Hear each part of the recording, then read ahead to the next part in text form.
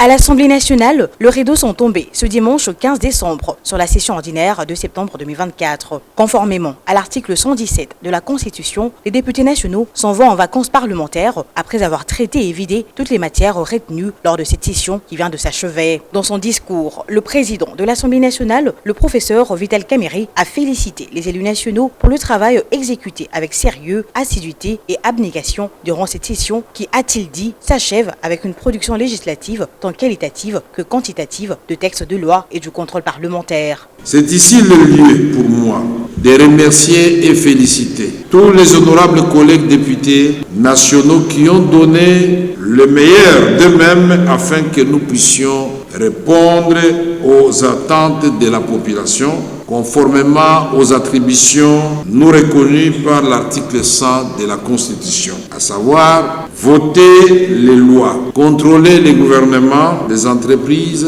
les établissements et services publics, mais également représenter la population, notre chère population, dont le bien-être est et restera cœur de notre action parlementaire. Le speaker de la Chambre basse du Parlement les a en outre invités à saisir la quintessence du contrôle parlementaire qui n'est nullement une chasse aux sorcières ou un moyen de déstabilisation du gouvernement. Le mot du professeur Vital Kamerhe s'est senti également apaisanti sur la situation globale de la vie nationale en reconnaissant les efforts consentis par le chef de l'État, Félix-Antoine Tshisekedi Tshilombo, dans l'amélioration des conditions de vie de population et pour la restauration de la paix dans l'ensemble du pays et particulièrement dans sa partie est en proie à l'insécurité suite à l'agression rwandaise. Nous encourageons le président de la République à poursuivre ses efforts de la recherche de la paix. C'est dans ce contexte que nous saluons le déplacement ce jour de son Excellence Monsieur le Président de la République à Luanda, répondant à l'invitation de son homologue, son Excellence Joao Lourenço, président de la République serbe d'Angola,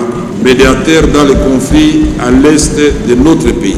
Le président de la République, son Excellence Félix Tshisekedi Tshilombo, vient de démontrer encore une fois son attachement à la restauration de la paix dans la sous-région des Grands Lacs. Avant de déclarer close de la session ordinaire de septembre 2024 aux députés nationaux, le président de l'Assemblée nationale leur a souhaité un repos mérité et un travail continu auprès de leurs bases respectives pendant ces vacances parlementaires. Signalons que bien avant la clôture solennelle de cette session qui a été essentiellement budgétaire, la représentation nationale a réexaminé et voté un rapport présenté à la suite de travaux de la commission paritaire mixte Assemblée nationale-Sénat mise en place par les présidents de deux chambres du Parlement relatif au projet de loi de finances exercice 2025. Au cours de ces travaux, il était question pour les députés nationaux et sénateurs d'aplanir trois divergences des formes et des fonds apparues lors de l'examen de ce projet de loi par le Sénat. Ces trois divergences sont notamment celles liées aux recettes, aux dépenses et enfin celles liées aux trois amendements apportés par les articles de cette loi. Les articles 17, 78 et 79 sont parvenus à une conclusion commune, renseigne le président de l'ECOFIN de l'Assemblée nationale, Guy Mafuta. Par rapport aux recettes,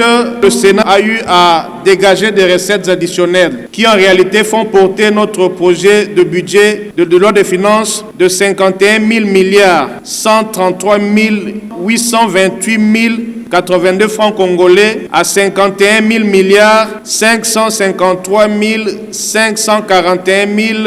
millions 670 francs congolais. Par rapport aux dépenses, également le Sénat a apporté certains amendements par rapport à la loi de finances 2025. Il s'agit notamment, honorable président, de l'enseignement, de l'éducation, de la défense et de la santé.